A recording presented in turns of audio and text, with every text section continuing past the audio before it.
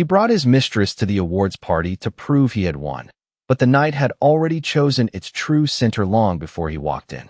The ballroom of the Grand Regent Hotel shimmered under cascading crystal chandeliers, their warm golden lights spilling across marble floors and tailored tuxedos, the air thick with expensive perfume and the low, confident hum of people who believed they belonged at the top of the world, and Daniel Hayes moved through it like a man who owned every inch, his hand resting possessively at the small of Vanessa Cole's back as she leaned into him in a gown the color of deep crimson, a deliberate choice, a statement, a quiet declaration that she was the new headline of his life, and everywhere they passed, heads turned, not just because of her striking presence, but because everyone in that room knew the story they represented, the divorce that had made its rounds through private conversations and polite speculation, the quiet disappearance of Claire Whitmore, the woman who had once stood exactly where Vanessa now stood. And Daniel welcomed the attention, fed on it, let it settle into his bones like validation he had been rehearsing for months, because tonight was not just another event, it was a stage, and he had carefully arranged every detail to make sure the narrative ended in his favor, a polished redemption arc where he emerged successful, untouchable, and undeniably upgraded. And when a colleague approached with a congratulatory smile and a glass of champagne, Daniel accepted it with ease, his voice smooth, measured, already performing.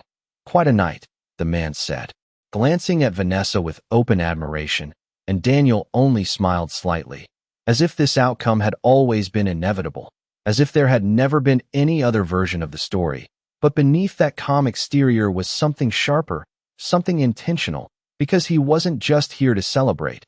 He was here to be seen, to be confirmed, to ensure that if Claire Whitmore was somewhere out there, she would hear about this night and understand exactly what she had lost, and the thought settled comfortably in his chest as he scanned the room, half expecting, half daring her to appear, but she didn't, and that absence only strengthened his confidence, because in his mind, it meant he had been right all along. She had faded, retreated into whatever quiet life she had been forced to accept after him, and the whispers around the room seemed to echo that assumption, soft voices tucked behind glasses of champagne. I heard she moved out of the city. No one's seen her in months. It's probably better that way. And Daniel caught fragments of it, each one reinforcing the version of reality he preferred, each one smoothing over the faint, inconvenient memory of a woman who had once stood beside him not as an accessory, but as an equal, a memory he had long since rewritten into something smaller, something easier to dismiss. And Vanessa, sensing the attention, tilted her head toward him with a practiced smile, her voice low, playful. "You're quiet tonight," she murmured, her fingers tracing the edge of his sleeve, and Daniel exhaled softly, his gaze returning to the crowd. "Just making sure everything is exactly as it should be," he replied, because control had always been his language, the way he shaped the world around him, and tonight, everything felt aligned, the lighting, the conversations, the subtle nods of approval from people whose opinions mattered. It all pointed in one direction, forward, away from the past, away from Claire, away from anything that might challenge the narrative he had built.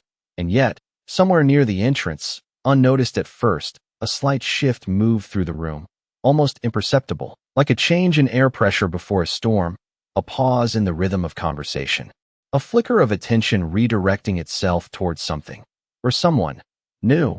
But Daniel didn't see it, not yet, because he was still standing at the center of the story he believed he controlled, unaware that the night had already begun to rewrite itself without his permission.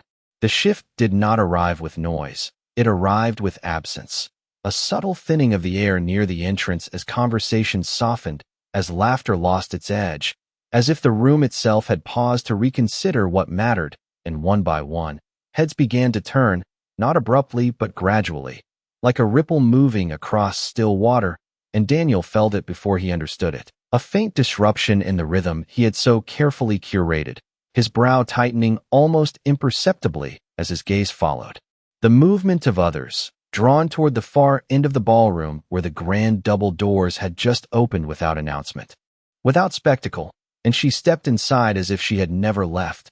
Claire Whitmore, dressed not in something loud or attention-seeking, but in a gown of deep midnight silk that seemed to absorb the golden light around her. Its simplicity more commanding than any extravagant design, her posture calm, composed, untouched by the weight of the room that once would have pressed down on her shoulders. And for a brief moment, the past tried to overlap with the present in Daniel's mind, the memory of the woman he had known colliding with the one now walking forward with quiet certainty. But the two did not align, not anymore, because this Claire did not hesitate at the threshold, did not scan the room for approval or recognition.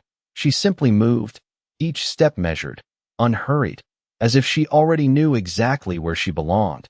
And the whispers that followed her were different from the ones that had surrounded Daniel earlier. They were sharper, edged with confusion and something else.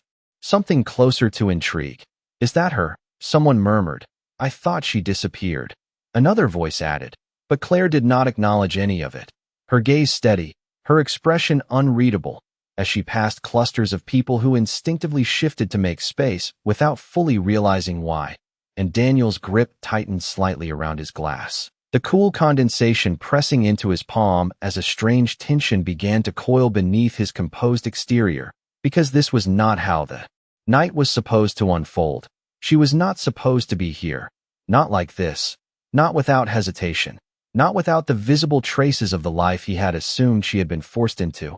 And Vanessa, sensing the change before understanding it, leaned closer, her voice low, edged with curiosity. "Who is she?" she asked, though something in her tone suggested she already suspected the answer. And Daniel exhaled slowly, his eyes fixed on Claire as she continued forward, not toward him, not even in his direction, but past him, as if he were no more significant than any other face in the room. And that, more than anything, unsettled him, because recognition had always been his leverage, his ability to command attention, to define the narrative. And yet here she was, dismantling it without a single word, without even granting him the acknowledgement he had expected. And the realization landed quietly but heavily, like a weight settling into place. This was not the same woman who had once stood beside him. This was someone who had stepped outside the version of her he had constructed, someone who no longer required his presence to define her.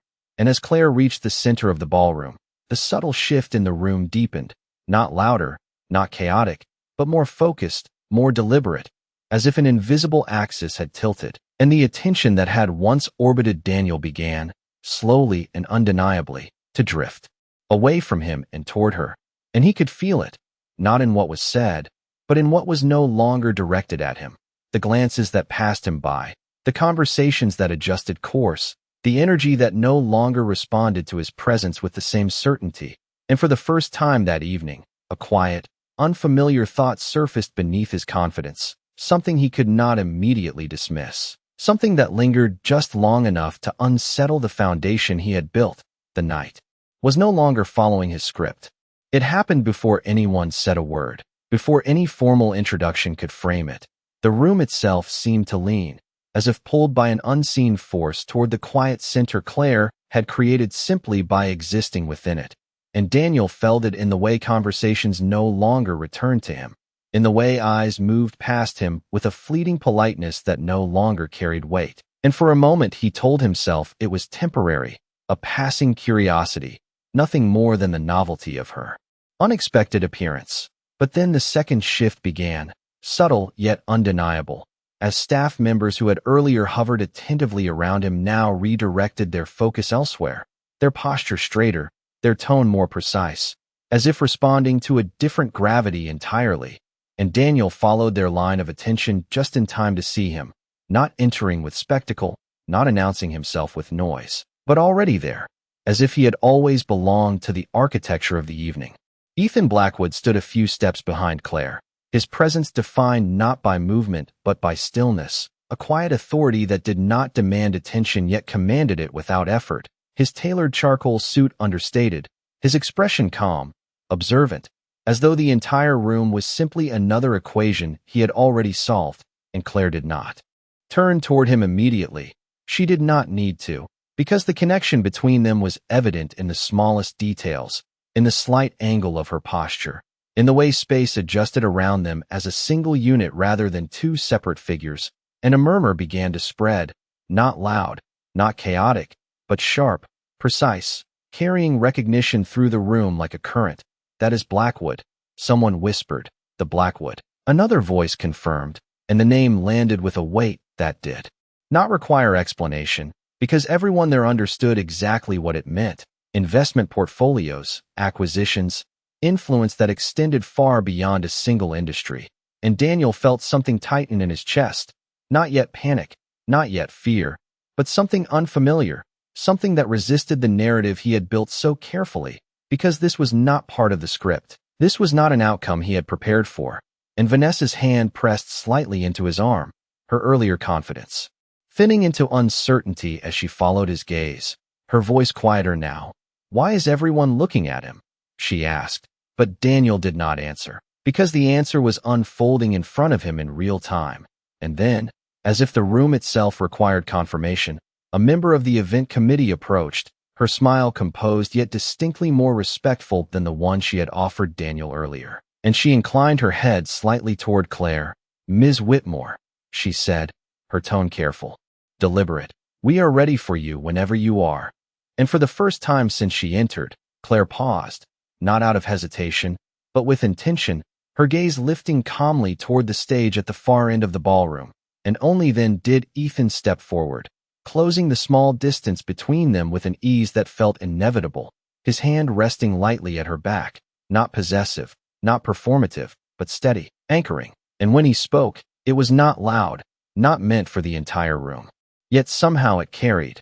"Whenever you are ready," he said, his voice even, and Claire nodded once, a small, decisive movement, before walking toward the stage with the same quiet certainty she had carried from the moment she entered, and the room followed her without instruction, attention shifting fully now, completely, leaving Daniel standing in a space that suddenly felt too open, too exposed, as if the center he believed he occupied had dissolved beneath his feet, and the realization settled with a clarity he could no longer ignore.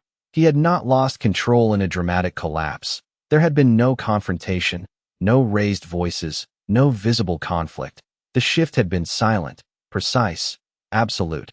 And as Claire stepped into the light, not as a guest, not as a memory, but as someone the night had been waiting for, Daniel understood something he had not anticipated. The story he had come to perform in had never belonged to him at all.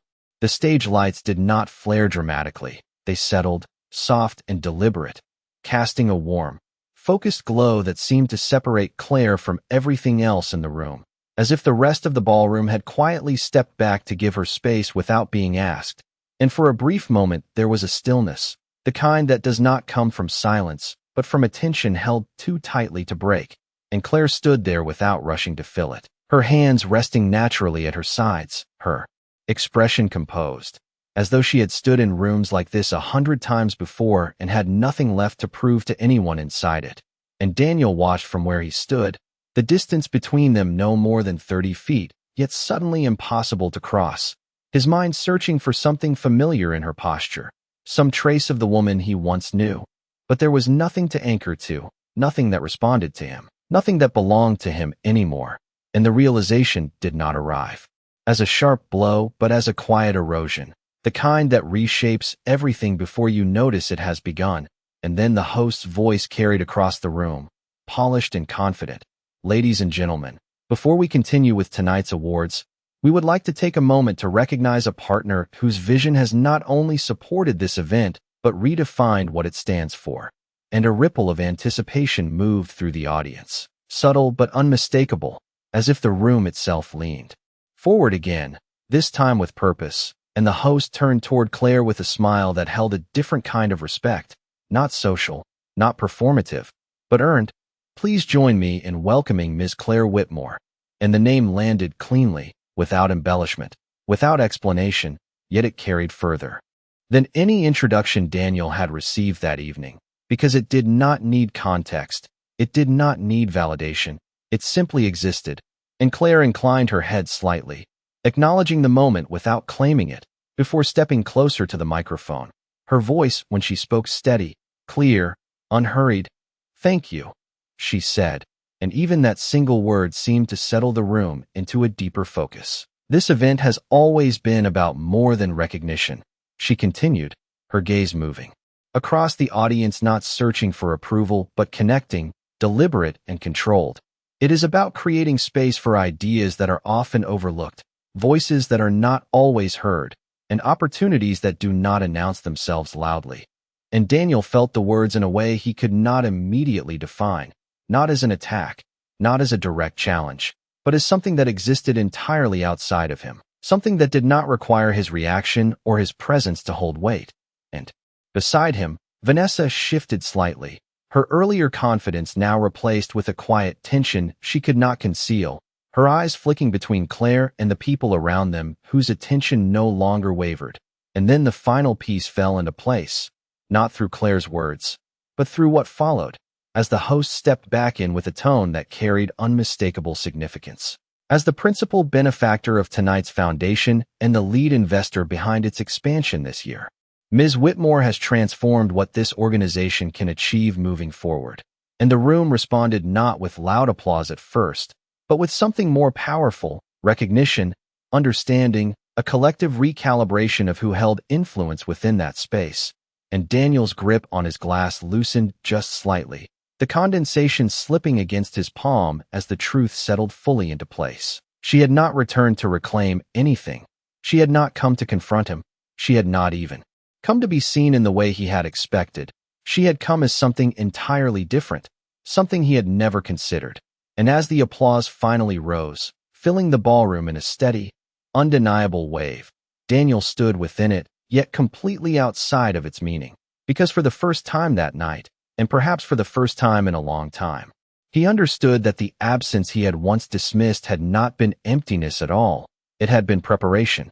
And now, standing in the light that belonged fully to her, Claire Whitmore did not take anything from him. She simply revealed that he had never been part of this moment to begin with. The applause did not erupt all at once. It built, steady and undeniable, like a tide that could not be reversed. And Claire stood within it without absorbing it, without leaning into it, as if she understood that the moment was not about being admired but about being established. And when she stepped back from the microphone, there was no hesitation in her movement, no lingering need to extend the spotlight. She simply turned, her gaze calm, and descended from the stage with the same measured pace she had carried from the moment she entered. And the room adjusted again, parting instinctively, not out of obligation but out of recognition, as though her presence had quietly rewritten the hierarchy of the evening. And Daniel felt it with a clarity that left no room for denial. The shift was complete, not loud, not dramatic, but absolute. And for the first time, the space around him felt uncertain, as if the foundation he had been standing on had thinned without warning. And beside him, Vanessa's posture had changed, the confident tilt of her chin now replaced with something more rigid, more calculated, her eyes scanning the room not for admiration but for reassurance, for confirmation that she still belonged in the position she had claimed. But the looks she received were different now, fleeting, distracted, already moving past her towards something more significant. And Daniel's jaw tightened slightly, a subtle reaction he did not fully control, because this was not how the night was meant to unfold.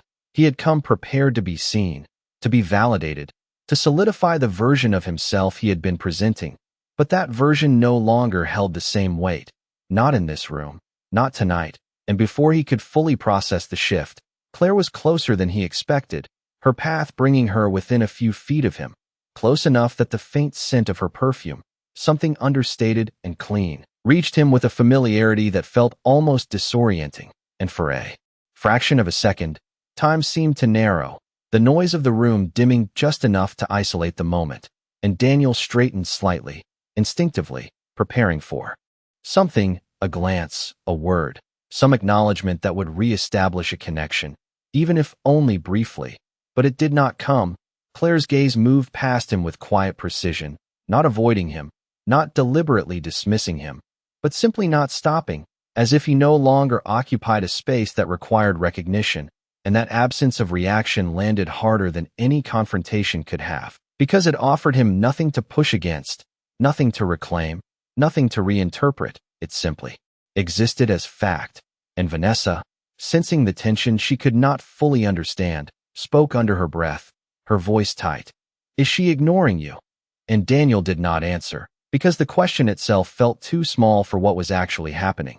And just then, Ethan Blackwood stepped forward, his presence closing the moment with quiet finality, his eyes meeting Daniel's briefly, not with hostility, not with challenge, but with a calm acknowledgement that carried more weight than any display of dominance.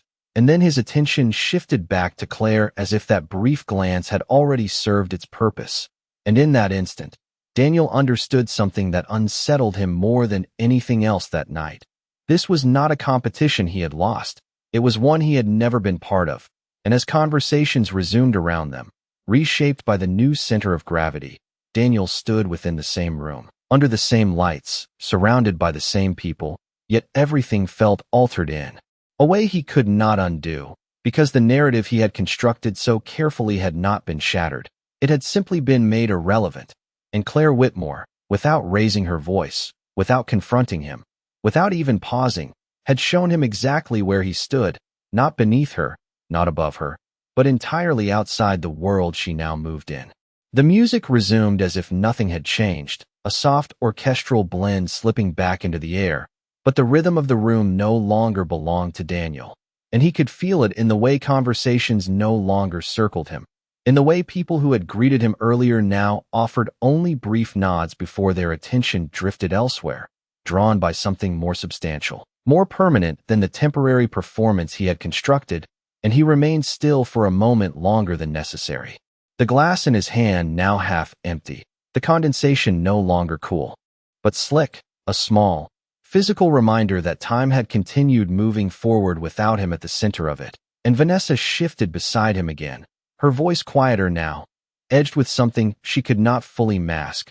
"We should go talk to someone," she suggested. But the suggestion lacked direction, lacked certainty, because even she could feel that the structure of the evening had changed, and Daniel exhaled slowly, his gaze tracking Claire across the room once more, not out of longing, not even out of regret, but out of something closer to disbelief, as if he were trying to reconcile two incompatible realities at once. The version of her he had left behind, and the one now moving through the room with effortless authority, and the difference between them was not dramatic, not theatrical, it was precise, controlled, built on something deeper than appearance or circumstance. And as Claire paused near a small group of investors, the shift became even clearer, their posture straightened subtly, their attention sharpened, their smiles less casual, more intentional, because they were not simply engaging in conversation, they were responding to value, to influence, to something that extended beyond the walls of that ballroom. And Daniel felt the contrast without needing it explained, because he had spent years navigating rooms like this, understanding the unspoken language of status and perception. And tonight, for the first time, he was no longer fluent in it, and the realization settled quietly, without resistance, because there was nothing left to argue against. And across the room, Claire turned slightly as Ethan spoke to her, his voice low, measured, and though Daniel could not hear the words, he could see the dynamic clearly, the ease, the balance, the absence of performance, and it stood in stark contrast to everything Daniel had built his presence on, because there was no need to impress, no need to prove, no need to control the narrative, and that absence of effort carried more weight than any calculated display he had made that evening. And a server passed by, offering a fresh tray of champagne, and for a brief second, Daniel considered taking another glass, something to anchor himself, to re-establish a sense of control, but the thought faded before it fully formed, replaced by a quieter understanding that nothing he did in that moment would shift the reality that had already taken hold. And Vanessa's hand slipped from his arm without ceremony, not in rejection but in uncertainty, as if even she no longer knew where to stand in relation to him. And Daniel did not stop her, did not reach for her again, because the gesture would have felt misplaced, disconnected from the truth unfolding around them. And instead he stood there, watching as Claire continued to move through the room, not claiming attention, not seeking it, but receiving it in a way that felt inevitable. And in that moment, the final piece of clarity settled into place, not as a realization that struck him suddenly, but as one that had been forming quietly all along. She had not come back to his world.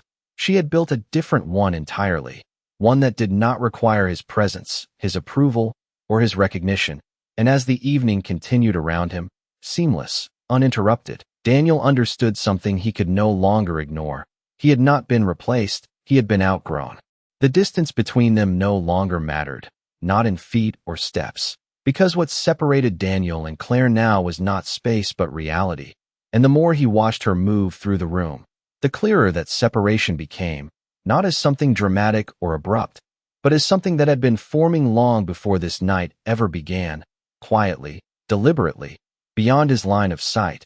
And he could not trace when it had started, could not pinpoint the moment where she had stepped out of the life.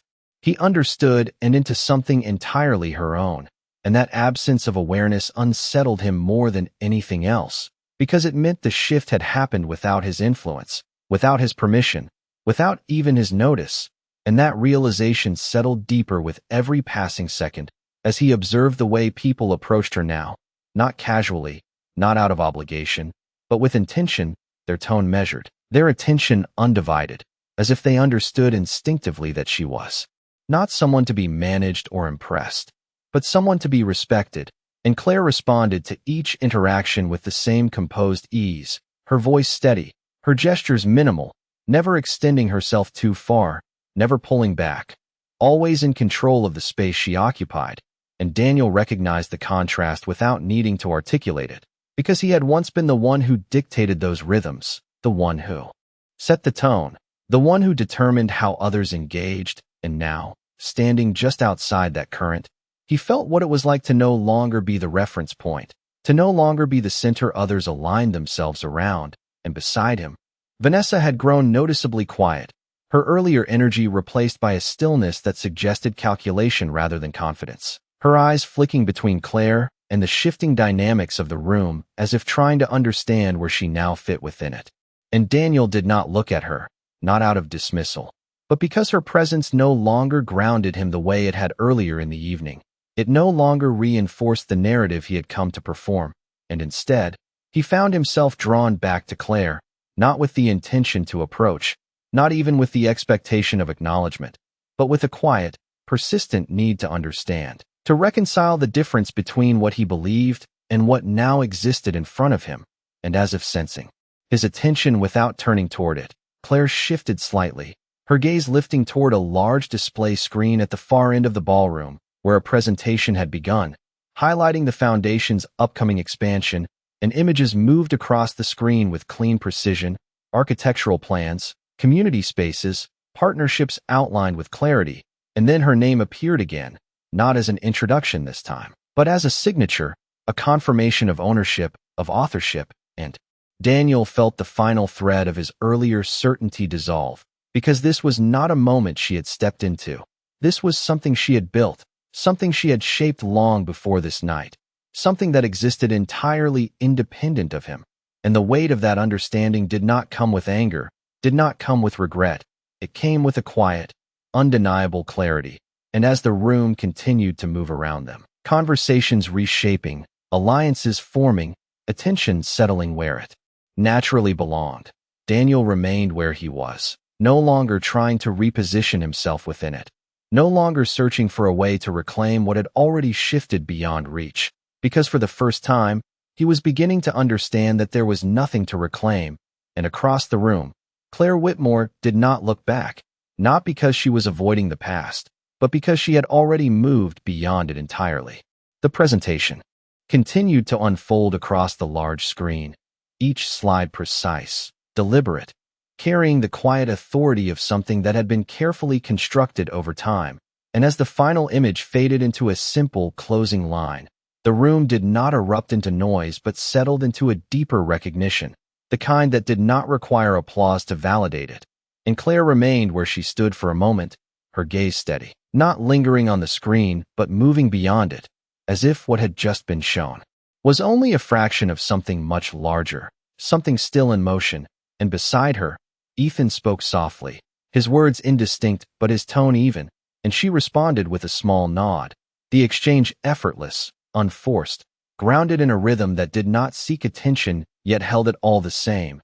And across the room, Daniel shifted his weight slightly, a subtle movement that carried more meaning than it should have, Because for the first time that evening, he felt the edges of something he could not control pressing inward, not panic, not yet, but a narrowing, a quiet awareness that the space available to him was shrinking in ways he could not reverse, and Vanessa's silence had deepened into something more distant, her earlier alignment with him now uncertain, her gaze no longer anchored at his side, but drifting, recalibrating, as if she too were adjusting to a new center of gravity she had not anticipated. And Daniel noticed it without turning toward her, because the shift did not require confirmation. It was already present, already unfolding in the subtle language of posture and attention that governed rooms like this.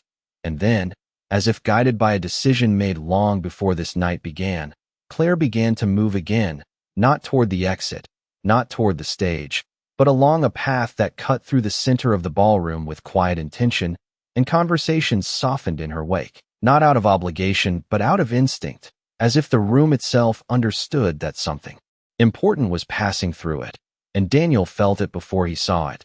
The direction of her movement, the line that would inevitably bring her closer once more, and this time, the distance did not dissolve unnoticed. It closed with a clarity that left no room for interpretation, and when she reached a point just a few steps away, she paused, not abruptly, not with tension, but with purpose, and for a brief second, the space between them held a stillness that seemed to separate itself from the rest of the evening, as if the past and present had finally aligned in a single, precise moment, and Daniel met her gaze, not with confidence, not with the certainty he had carried earlier, but with something quieter, something more grounded in the reality he could no longer deny.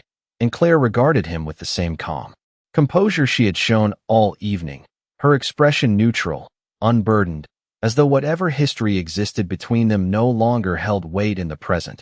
And when she spoke, her voice was soft, steady, carrying only as far as it needed to. "Good evening, Daniel," she said, the words simple, unembellished, and yet they landed with a clarity that left no space for misinterpretation, because there was no edge in them, no hidden meaning, no attempt to reopen anything that had already been closed, and Daniel nodded slightly, the motion controlled, measured. "Claire," he replied, her name unfamiliar in his voice now, as if it belonged to a different context entirely.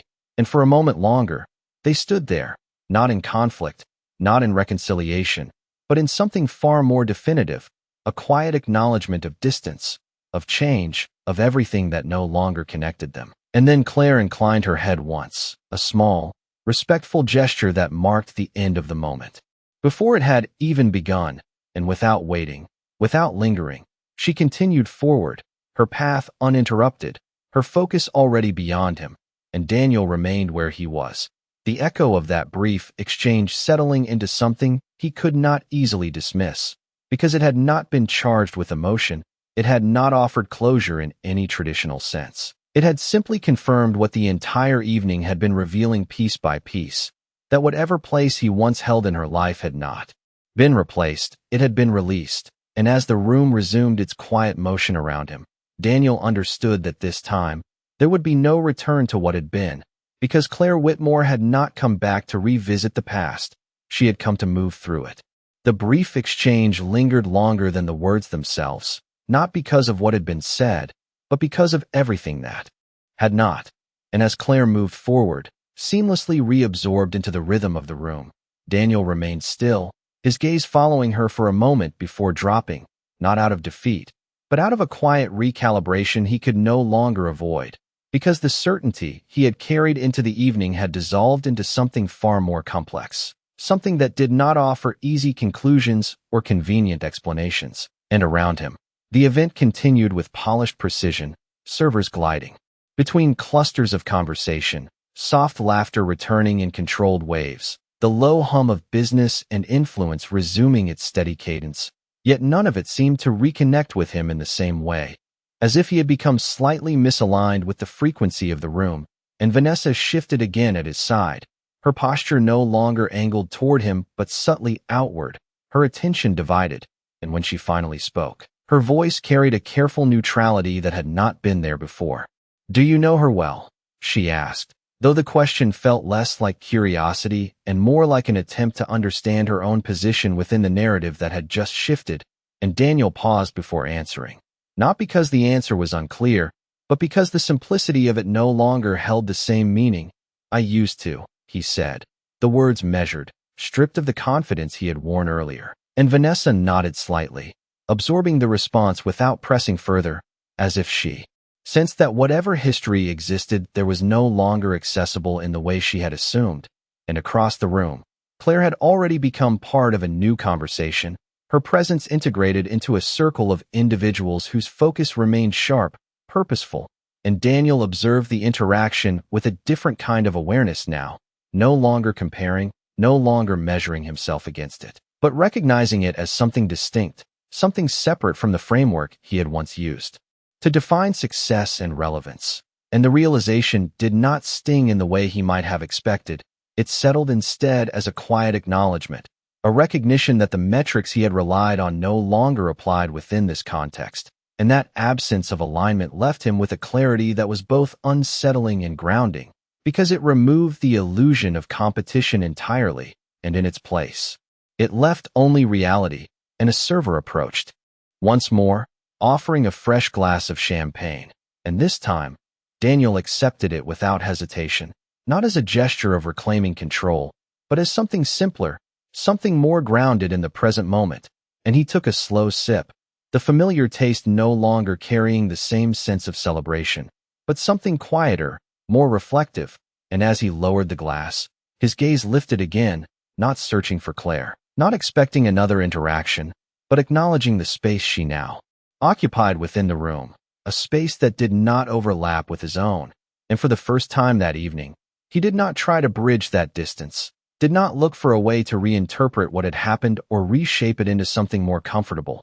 He simply let it exist as it was, complete and unchanged, and beside him, Vanessa adjusted her stance once more, her attention drifting further into the room, already recalibrating to a new dynamic, and Daniel did not follow, did not attempt to redirect her focus, because the need to maintain that alignment had quietly faded. And as the evening continued to unfold with its seamless precision, Daniel Hayes stood within it with a different understanding than the one he had arrived with, one that did not rely on validation or recognition, but on the quiet acceptance of something far more definitive, that the version of the story he had believed in had already ended long before this night began, and what remained now was not a continuation, but something entirely separate, something that did not require his role to exist. The night did not slow down. It refined itself, the earlier tension dissolving into something sharper, more deliberate, as if the event had quietly shifted from performance into consequence.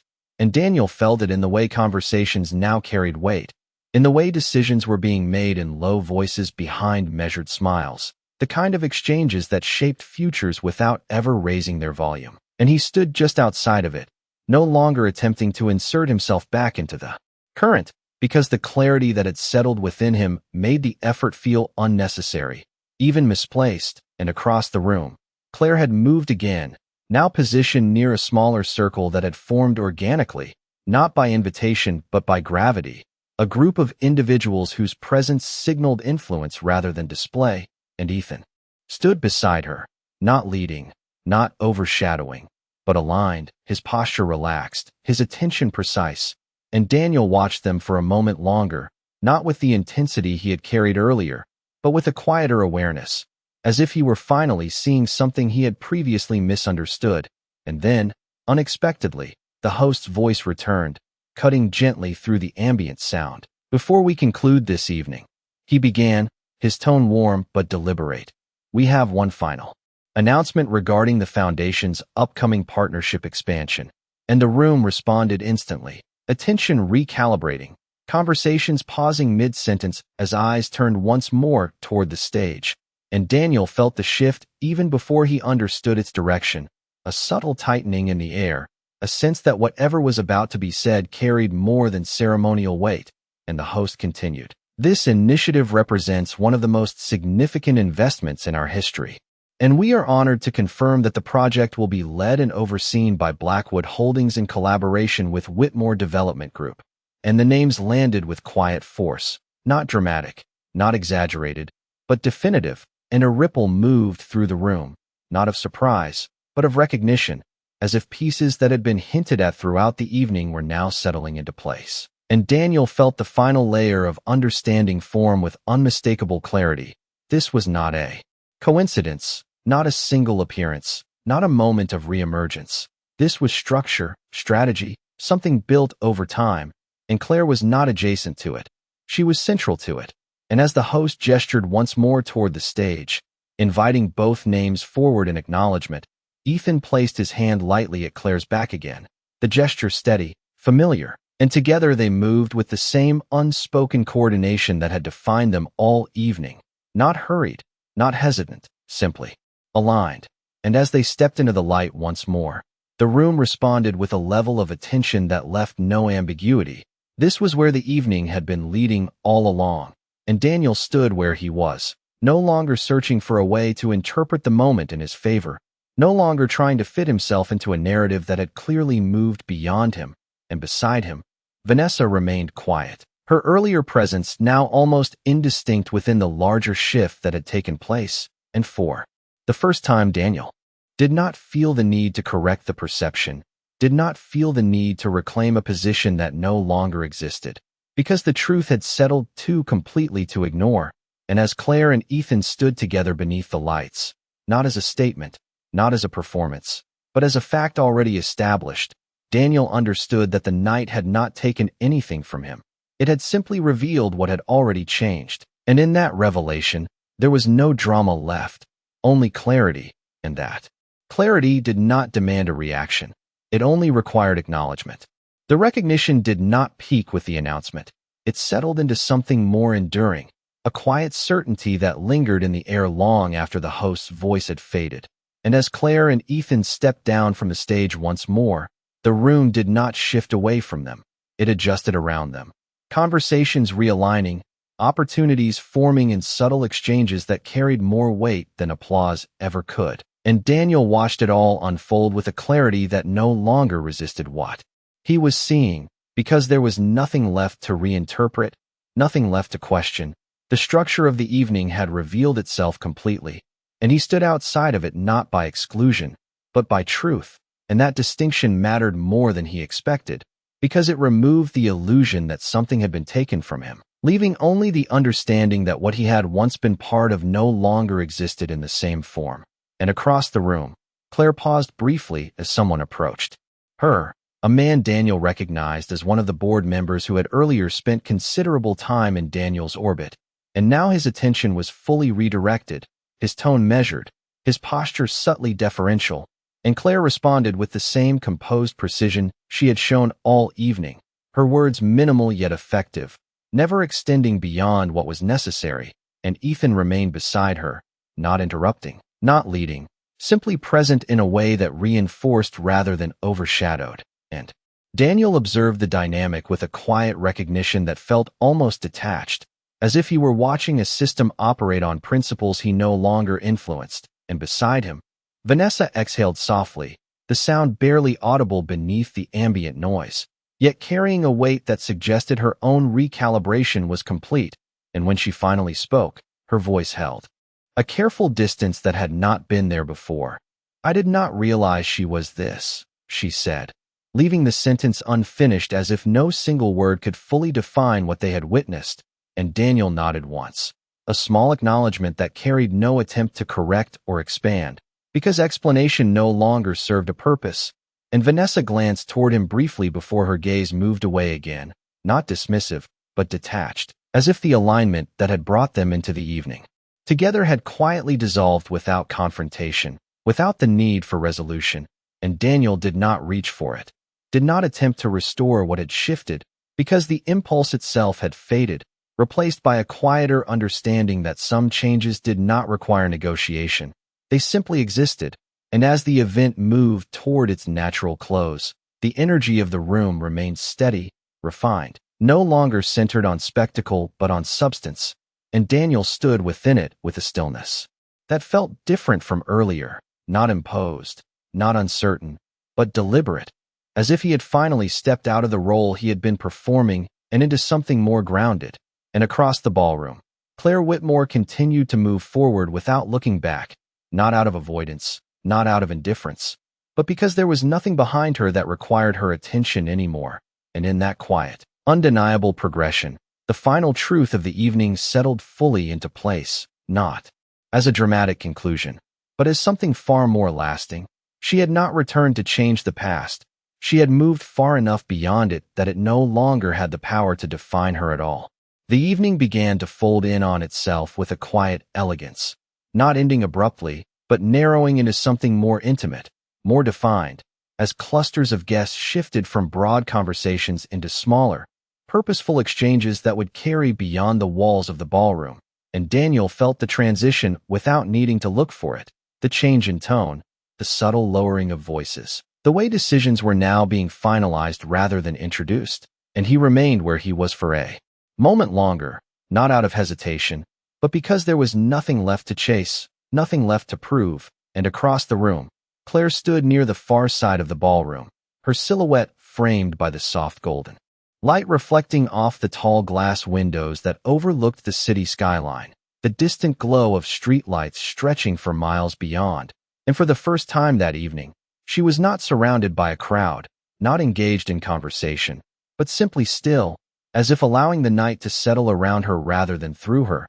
And Ethan stood beside her, close enough to be present, far enough to allow her space, their quiet alignment unchanged. And Daniel watched them without tension now, without the earlier pull to understand or compare, because the clarity he had reached had removed the need for interpretation. And as if sensing the natural close of the evening, Claire turned slightly toward Ethan, her expression softening in a way that had not been visible earlier, not as a performance, not for the room, but as something private, something grounded. And he responded with a small nod, a gesture that carried no urgency, only understanding. And together they began to move toward the exit, not hurried, not drawing attention, but noticed all the same, because the room responded instinctively, conversations pausing just enough to acknowledge their departure, not with spectacle, but with recognition. And Daniel followed the movement with his eyes, not out of attachment, but out of quiet observation. And beside him, Vanessa shifted once more before stepping slightly away, her posture now fully independent, her attention redirected entirely toward a different conversation. And Daniel did not follow her, did not call her back, because the alignment between them had already dissolved into something that no longer required acknowledgement. And instead, he took a slow breath, the air of the ballroom still carrying the faint blend of perfume and polished wood, the lingering echo of an evening that had unfolded far differently than he had anticipated. And yet, there was no sharp edge to it, no lingering resistance, only a calm acceptance that settled deeper with each passing second. And as Claire reached the edge of the room, just before stepping beyond the threshold, she paused briefly, not to look back, not to revisit anything behind her, but as if marking the moment internally, a quiet acknowledgement of something completed. And then she continued forward, disappearing into the soft corridor beyond, Ethan following beside her, their presence fading not dramatically but naturally, as if the night itself had simply released them. And Daniel remained where he was, the space around him no longer defined by absence, but by understanding, because what he had witnessed had not been a confrontation, not a loss, not even a reversal in the way he had once imagined. It had been something far more definitive, a transition that had already taken place long before this evening began. And as the lights of the ballroom dimmed slightly and the final conversations began to close, Daniel Hayes stood quietly within the aftermath, not searching for meaning, not resisting the outcome, but recognizing it for what it was, an ending that had not needed to be declared, only understood. The ballroom was almost empty now, the earlier brilliance softened into something quieter, more reflective, as staff moved with efficient discretion, clearing glasses, adjusting linens, restoring the space to its pristine stillness as if the night had never happened at all. And Daniel remained near the edge of the room, no longer part of the movement, no longer trying to follow it. His posture relaxed in a way it had not been before, as if the weight he had carried into the evening had finally settled into something he could set down without resistance. And the faint echo of music lingered in the air, barely audible now, a distant thread tying together the final moments of an event that had unfolded with quiet precision. And he took a slow breath, his gaze drifting toward the tall windows where the city stretched endlessly beyond, lights flickering in patterns that did not concern themselves with individual stories, with personal victories or losses. And for the first time that night, the perspective felt grounding rather than distant, because it reminded him of something simple, something he had overlooked for far too long, that not everything revolved around the narrative he had constructed, that not every ending required an audience. And as he turned slightly, preparing to leave, he caught a final glimpse of the corridor where Claire had disappeared earlier, now empty, undisturbed, offering no trace of her passage, no lingering sign that she had been there at all.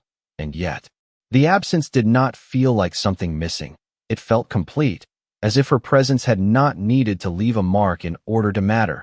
And that realization settled with a quiet certainty, because it reflected something deeper than the evening itself, something that extended beyond the moment, beyond the room, beyond him. And Daniel adjusted his jacket with a small, habitual motion before stepping toward the exit, his pace unhurried, not delayed by hesitation but guided by clarity.